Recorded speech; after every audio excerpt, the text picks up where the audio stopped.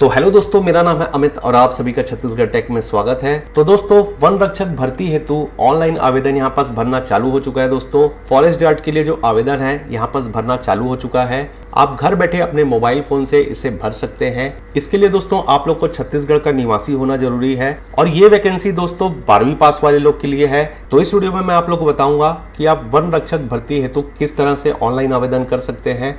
तो step by step दोस्तों इस फॉर्म को फिल करेंगे। फॉर्म रिलेटेड जो भी आवश्यक जानकारी होगी वो इस वीडियो के दौरान मैं आप लोगों को दे दूंगा। फॉर्म को दोस्तों बिल्कुल सही से डालिएगा। जो आपके मार्कशीट में जानकारी दी गई होगी उसी हिसाब से आप फॉर्म को फिल कीजिएगा। वीडियो रिलेटेड यदि आपके कुछ सवाल होंगे तो आप मुझे नीचे कमेंट बॉक्स में लिख के पूछ सकते हैं। एक छोटी सी रिक्वेस्ट है दोस्तों, इस वीडियो को एक लाइक कर दीजिएगा। लाल बटन को दबा के आपको चैनल को सब्सक्राइब करना है। तो इसकी जो ऑफिशियल वेबसाइट है वो forest.cg.gov.in है। आप ब्राउजर पे उसे टाइप करेंगे तो आपको कुछ इस तरह का इंटरफेस होगा। ये इसकी ऑफिशियल वेबसाइट है, यहाँ पास ओपन हो जाएगी। अगर आप फॉर्म को मोबाइल से भर रहे हैं तो ब्राउजर के राइट साइड पे जो 3 डॉट होता है उस पर आपको डेस्कटॉप साइड कर लेना है। अब ये मेन पेज के हम नीचे के साइड आ जाते हैं। अब यहाँ लेफ्ट साइड में ग्रीन कलर से देखिए यहाँ पास एप्लीकेशन लिंक शो हो रहा है। एप्लीकेशन लिंक में नीचे के साइड देखिए यहाँ पास फॉरेस्ट गार्ड रिक्वायरमेंट 2023 यहाँ पर आ रहा है और एक फॉरेस्ट गार्ड रिक्वायरमेंट 2021। तो यहाँ फॉरेस्ट गार्ड रिक्वायरमेंट 2023 जो यहाँ पर शो हो रहा है इस पे आपको क्लिक कर लेना है। क्लिक करने के बाद कुछ इस तरह का इंटरफेस शो होगा। यहाँ पास देखिए वन एवं जलवायु परिवर्तन विभाग वन रक्षक भर्ती 2023। तो ये इसका मेन पेज है। अब यहाँ फर्स्ट में देखिए न्यूज़पेपर एडवर्टाइजमेंट है। उसके बाद यहाँ पास विभागीय नियम दिए गए हैं। उसके बाद थर्ड में देखिए यहाँ पास ऑनलाइन एप्लीकेशन फॉर्म है। तो जिन्होंने अभी तक इसका एडवर्टाइजमेंट नहीं पढ़ा है या विभागीय नियम चाहिए, किस जगह में कितनी पोस्ट निकली है, आप कौन सी जगह से फॉर्म डालना चाहते हैं, तो जो भी उसकी डिटेल है उसे आप यहाँ पास विभागीय नियम में जाके पढ़ लीजिएगा। यहाँ पास देखिए 12 पेज का यहाँ पास डिटेल से पूरा यहाँ पास PDF दिया गया है। इसमें कितना कहाँ पास पोस्ट निकला है पूरा डिटेल दिया गया है, क्या क्या नियम शर्तें दिए हुए हैं, कितना वेतनमान है, पूरा डिटेल आपको यहाँ पास मिल जाएगा। इसके लिए मैंने ऑलरेडी वीडियो बना चुका है। आप आई बटन या डिस्क्रिप्शन बॉक्स में जाके वो वीडियो को देख सकते हैं, उसमें आपको इससे डिटेल से जानकारी मिल जाएगी। अब इस वीडियो में हम डायरेक्ट फॉर्म को फिल करेंगे। तो यहाँ third option online application form, इस पे आपको क्लिक कर लेना है। क्लिक करने के बाद कुछ इस तरह का इंटरफेस होगा। यहाँ पास देखिए सेंटर में रजिस्टर शो हो रहा है, full name of applicant, mobile number, email ID, password और कैप्चा कोड। तो इसको आप एक एक करके फिल कर लीजिए। जैसे यहाँ पास फुल नेम ऑफ एप्लीकेंट पूछ रहा है तो 10th के मार्कशीट में जो आपका नाम होगा उसके हिसाब से यहाँ पास आप नेम डाल लीजिएगा। मोबाइल नंबर जो अभी आपके पास चालू है उसे डालिएगा क्योंकि उस पर यहाँ पास OTP आएगा। उसके बाद यहाँ पास आप मेल ID डाल लीजिएगा। उसके बाद यहाँ पास आपको एक पासवर्ड बनाना है। पासवर्ड जो रहेगा आपका नाम, एक नंबर रहेगा और एक न्यूमेरिक की रहेगा। तो इसके लिए मैं एक एग्जांपल लिख देता हूँ। इस तरह से आप कुछ पासवर्ड बना लीजिएगा। उसके बाद यहाँ पास जो आपको कैप्चा कोड शो होगा उसे यहाँ पास आपको डालना है। कैप्चा कोड कैपिटल में लिखा होगा तो आपको कैपिटल पे डालना है और स्मॉल पे लिखा होगा तो स्मॉल पे डालना है। उसके बाद आपको सबमिट पे क्लिक करना है। तो दोस्तों YouTube गाइडलाइंस के हिसाब से मैं जो अपनी पर्सनल डिटेल है यहाँ पास हाइड करूँगा। तो ये पेज को दोस्तों मैं जल्दी से भर लेता हूँ और सबमिट पे क्लिक कर लेता हूँ। सबमिट पे क्लिक करने के बाद यहाँ पास आपके रजिस्टर्ड मोबाइल नंबर जो आपने अभी डाला था उस पर OTP आएगा, उसे यहाँ पास आपको डालना होगा और OTP डालने के बाद आपको वेरीफाई पे क्लिक करना है। तो यहाँ मैं जल्दी से अपना OTP डाल लेता हूँ। वेरीफाई पे क्लिक करने के बाद कुछ इस तरह का इंटरफेस शो होगा। यहाँ पास देखिए सेंटर में एप्लीकेशन डिटेल्स शो हो रहा है। तो यहाँ पास एप्लीकेशन जो ऑफिस है यहाँ पास ऑफिस का नाम शो हो रहा है। पोस्ट जो है 1484 पोस्ट वो शो हो रहा है और जॉब का जो नेचर है परमानेंट है वो शो हो रहा है और जो एलिजिबिलिटी है क्वालिफिकेशन है यहाँ पास हायर सेकेंडरी 12th पास यहाँ पास मांग रहा है। उसके बाद नीचे लेफ्ट साइड में देखिए वन मंडल चुने जहाँ के लिए आवेदन कर रहे हैं। तो यहाँ बहुत सारे ऑप्शन शो हो रहे हैं, जैसे राजनांदगांव डिवीज़न है, रायगढ़ डिवीज़न है, कोरबा डिवीज़न है। तो इसमें से जो डिवीज़न आप सेलेक्ट करेंगे, जो भी आप फॉरेस्ट का विभाग सेलेक्ट करेंगे वो आप पोस्ट के हिसाब से देख लीजिएगा कि कौन से डिवीज़न में कितनी पोस्ट निकले हुए हैं और आपको किस जगह से फॉर्म भरना है। तो यहाँ हम एक डिवीज़न सेलेक्ट कर लेते हैं। तो यहाँ जैसे ही आप वन मंडल का एक डिवीज़न सेलेक्ट करेंगे, जैसे यहाँ मैं रायगढ़ डिवीज़न सेलेक्ट करता हूँ तो यहाँ उसकी जो टोटल पोस्ट रहेंगे, जैसे यहाँ पास 55 पोस्ट है उसकी, तो यहाँ पर शो हो जाएगी। वैसे ही हम कोरबा डिवीज़न सेलेक्ट करते हैं तो जो कोरबा डिवीज़न की पोस्ट है वो यहाँ पर शो हो जाएगी। उसके बाद यहाँ पास व्यक्तिगत विवरण, पर्सनल डिटेल आपको पूछ रहा है। तो यहाँ पास आवेदक का जो नाम हमने शुरू में डाला था वो यहाँ पास ऑलरेडी आ चुका है। अब यहाँ पास आपको आपके पिता का नाम डालना है। तो यहाँ पर आप आपके पिता का नाम यहाँ पास डाल लीजिएगा। उसके बाद थर्ड में माता का नाम डालना है। और उसके बाद फोर्थ में देखिए जन्म तिथि अंकों में। तो जन्म तिथि डालने के लिए जब आप यहाँ पास क्लिक करेंगे तो ये ऑप्शन जो शो हो जाएगा, इस पर आप सेलेक्ट करके जन्म तिथि को डाल सकते हैं, या आप यहाँ पास डायरेक्ट टाइप करके भी अपनी जन्म तिथि को डाल सकते हैं। जन्म तिथि जो आप यहाँ पर सेलेक्ट करेंगे 10th के हिसाब से आप डालिएगा। उसके बाद 5 नंबर पे यहाँ पास देखिए 10वीं की अंक सूची संलग्न करें। तो यहाँ पास आपको 10th की जो मार्कशीट है आपको यहाँ पास अपलोड करनी होगी। तो यहाँ पर चूज फाइल पे जाके आपकी मार्कशीट जो है उसे यहाँ पास अपलोड कर लीजिएगा। और यहाँ राइट साइड पे देखिए आयु दिनांक 1/1/2023 की स्थिति में, तो यहाँ ये ऑटोमेटिक यहाँ पास कैलकुलेट कर लेगा। तो ये फॉर्म भरने के लिए जो आयु सीमा दी गई है वो 18 वर्ष से अधिक होनी चाहिए और 40 वर्ष से कम होनी चाहिए। ये जनरल वाले लोग के लिए है, और जो ओबीसी एसटी एससी वाले लोग के लिए है उसके लिए कुछ छूट दी गई है, तो उसे आप नोटिफिकेशन में पढ़ लीजिएगा। उसके बाद यहाँ पास जाति वर्ग पूछ रहा है, तो यहाँ सेलेक्ट के ऑप्शन में आप क्लिक करेंगे तो आप जनरल से हैं, ओबीसी से हैं, एससी है, एसटी है, उसे आपको सेलेक्ट करना है। यहाँ एक चीज़ ध्यान दीजिएगा दोस्तों, अगर ओबीसी आप क्रीमी लेयर सेलेक्ट करते हैं, जिनकी आय 8 लाख से अधिक होगी वो क्रीमी लेयर सेलेक्ट करेंगे, और जिनका सालाना आय 8 लाख से कम होगा वो नॉन क्रीमी लेयर सेलेक्ट करेंगे यहाँ पास। तो यहाँ आप आपकी कैटेगरी जो जाती है उसे यहाँ पास चुन लीजिएगा। उसके बाद 7 नंबर पे देखिए यहाँ पास स्थायी पता परमानेंट एड्रेस पूछ रहा है, तो अभ्यर्थी अपना पूर्ण पता यहाँ पास दर्ज करें। तो यहाँ पास आपको आपका कंप्लीट एड्रेस डालना है। एड्रेस डालने के बाद आपको यहाँ पास राज्य सेलेक्ट करना है। तो ये सिर्फ छत्तीसगढ़ राज्य के लिए आवेदन निकला है, तो आप छत्तीसगढ़ सेलेक्ट कर लेंगे। उसके बाद आपको जिला डालना है। उसके बाद आपको वहाँ का पिन कोड डालना है, तो यहाँ पास आप पिन कोड डाल लीजिएगा। फिर यहाँ नीचे पूछ रहा है क्या आपका स्थायी पता एवं डाक व्यवहार का वर्तमान पता एक ही है। तो अगर आपका दोनों पता एक ही होगा तो आप उसे यस कर लीजिएगा, अगर नहीं है तो इसे नो कीजिएगा। अगर आप यहाँ पास नो करते हैं तो यहाँ पास आपको डाक व्यवहार का नीचे यहाँ पास संपूर्ण पता यहाँ पास डालना होगा। उसके बाद 9 नंबर पॉइंट पे देखिए यहाँ पर छत्तीसगढ़ के मूल निवासी पूछ रहा है, तो यहाँ पास आप उसे यस करके आपका जो निवास प्रमाण पत्र किस जिले का बना है उसे यहाँ पास आपको सेलेक्ट करना है। तो जिस भी जिले का आपका निवास प्रमाण पत्र बना होगा उसे यहाँ पास आपको सेलेक्ट करना है, और उसकी जो छाया प्रति है उसको आपको यहाँ पास अपलोड करना होगा। तो चूज फाइल पे जाके अपलोड करना होगा। अपलोड करने के बाद यहाँ पास आपका जेंडर पूछ रहा है, मेल फीमेल अदर, तो आप यहाँ पास आपका जेंडर सेलेक्ट कर लेंगे। उसके बाद यदि आप विवाहित हो तो विवाह की स्थिति पूछ रहा है, तो यहाँ पर सेलेक्ट पे क्लिक करेंगे तो यहाँ मैरिड, अनमैरिड और भी यहाँ बहुत सारे ऑप्शन दिए गए हैं। तो जो भी यहाँ पास आपकी स्थिति होगी उसे यहाँ पास आप सेलेक्ट कर लीजिएगा। अगर यहाँ पास हम विवाहित सेलेक्ट करते हैं तो राइट साइड पे आपको विवाह की तिथि डालनी होगी, तो आपकी जो शादी की डेट है वो यहाँ पास डाल लीजिएगा।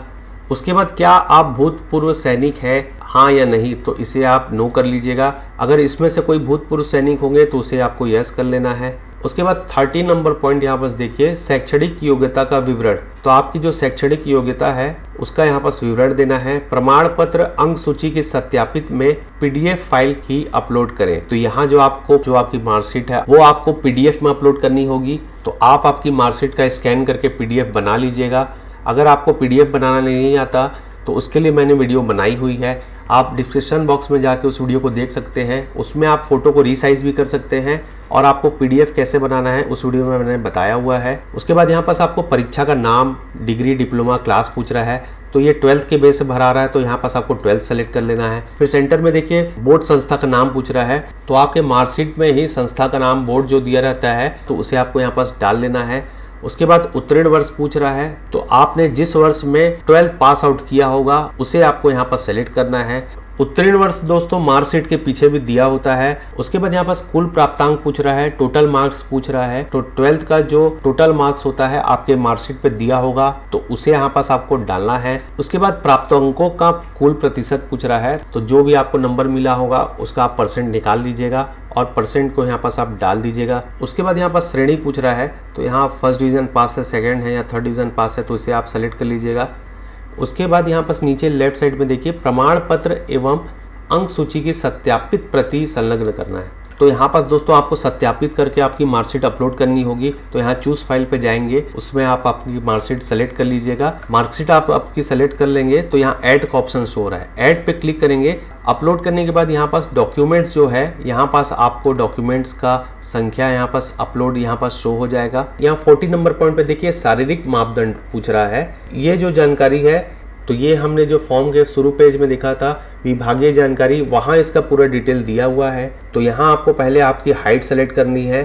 तो यहाँ पर जो पुरुष अभ्यर्थी है अनुसूचित जनजाति के लिए, उसकी यहाँ पास हाइट जो है 152 सेंटीमीटर दी गई है। और जो अन्य रहेंगे ओबीसी जनरल वाले, उनकी जो हाइट है 163 सेंटीमीटर दी गई है। और महिलाओं के लिए यहाँ पास अनुसूचित जाति के लिए 145 सेंटीमीटर है और महिला अभ्यर्थी अन्य और अदर के लिए यहाँ पास 150 सेंटीमीटर है। तो यहाँ मैं जनरल से आता हूँ तो मैं अपनी हाइट यहाँ पास डाल देता हूँ। उसके बाद यहाँ पास सीना सामान्य पूछ रहा है, पुरुष अभ्यर्थी समस्त वर्ग, तो समस्त वर्ग के लिए यहाँ पास 79 सेंटीमीटर सीना न्यूनतम है और महिलाओं के लिए 74 न्यूनतम है। तो यहाँ पर आप सीना सामान्य डाल लीजिएगा।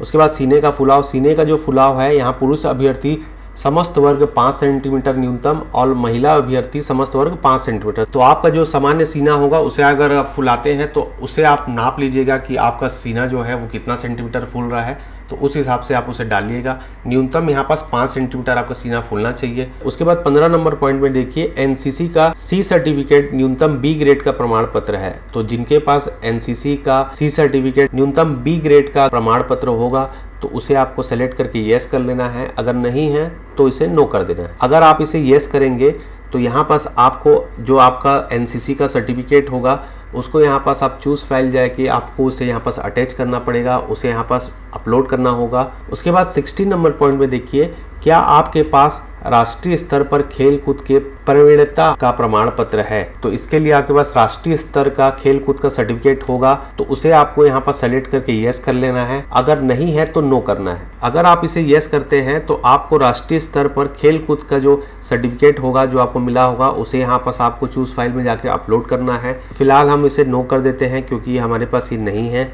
ओलंपिक एवं एशियाई खेलों की सूची में शामिल खेलों की अखिल भारतीय स्तर की प्रतियोगिताएं जिनका सीधा संचालन उस खेल के अखिल भारतीय संघ के द्वारा किया जाता है का प्रमाण पत्र है। तो इसका अगर आपके पास प्रमाण पत्र होगा तो आपको यस करना है, अगर नहीं है तो नो करना है। अगर यस करेंगे तो टीम है या इंडिविजुअल है उसे आपको यहाँ पर सेलेक्ट करना है और जो खेल कूद का जो आपको यहाँ पर सर्टिफिकेट मिला होगा उसे यहाँ पास आपको अपलोड करना रहेगा। तो अभी हम इसे यहाँ पास नो कर देते हैं। उसके बाद 17 नंबर पॉइंट में देखिए, वर्तमान तथा पूर्व शासकीय सेवा का विवरण। तो यहाँ पास रेड कलर से शो हो रहा है, अभ्यर्थी एक से ज़्यादा कार्य का विवरण जोड़ सकते हैं। एक विवरण जोड़ने के बाद अभ्यर्थी ऐड बटन में क्लिक करके दूसरा कार्य विवरण जोड़े। तो यहाँ पास आपको एक्सपीरियंस पूछ रहा है, तो आपको एक्सपीरियंस रहेगा तो आपको येस करना है, नहीं तो नो करना है। अगर आप नो करेंगे तो यहाँ पास इसका आपको डिटेल नहीं डालना पड़ेगा। और अगर आप कहीं वर्तमान में या पूर्व में किसी शासकीय सेवा में थे तो आप उसे यस कीजिएगा। यस करने के बाद आपको आपकी जो पोस्ट होगी उसे यहाँ पास आपको डालना है कि enter name of the post held. तो जो आपकी पोस्ट होगी, जो आपका पद होगा उसे आप पास सबको डालना है। उसके बाद आपको यहाँ पास विभाग का प्रकार सेलेक्ट करना है, गवर्नमेंट सेक्टर से है, सेमी गवर्नमेंट से है। उसके बाद नियोक्ता कार्यालय का नाम, तो जो आपके ऑफिस का नाम होगा उसे यहाँ पास आपको डालना है। तो यहाँ पास आपको जो वेतनमान रहेगा उसे आप डाल लीजिएगा। और ये डालने के बाद आपको यहाँ पास ऐड वाले ऑप्शन में क्लिक करना होगा। दंडिक प्रकरण किसी पुलिस थाना न्यायालय में लंबित है अथवा न्यायालय से निराकृत हो चुका है, यदि हाँ तो संबंधित अधिनियम एवं धारा सहित प्रकरण क्रमांक तथा निर्णय आदि की जानकारी का स्पष्ट रूप से यहाँ पास उल्लेख करना होगा। तो यहाँ सेलेक्ट पे क्लिक करेंगे तो आपके द्वारा अगर किसी भी पुलिस थाना में या न्यायालय में कोई भी केस चल रहा है, कोई भी केस लंबित है या कभी केस चला होगा जिसका निराकरण हो गया होगा तो उसे यहाँ पास आपको डालना होगा। तो जैसे आप यस करेंगे, दांडिक प्रकरण की जानकारी है उसको आपको यहाँ पास डिटेल में डालना होगा। तो जो भी आपका प्रकरण होगा जो निराकृत भी हो चुका होगा तो उसका आप यहाँ पास डिटेल डाल लीजिएगा। उसके बाद आपको एप्लीकेंट फ़ोटो और सिग्नेचर पूछ रहा है, तो यहाँ पास आपको फ़ोटो और सिग्नेचर को अपलोड करना है।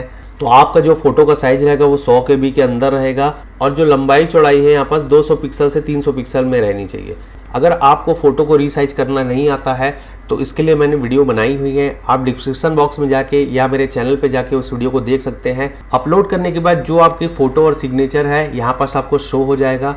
उसके बाद नीचे के साइड देखिए सेंटर पे घोषणा पत्र पूछ रहा है, तो यहाँ पास आपको राइट टिक कर लेना है।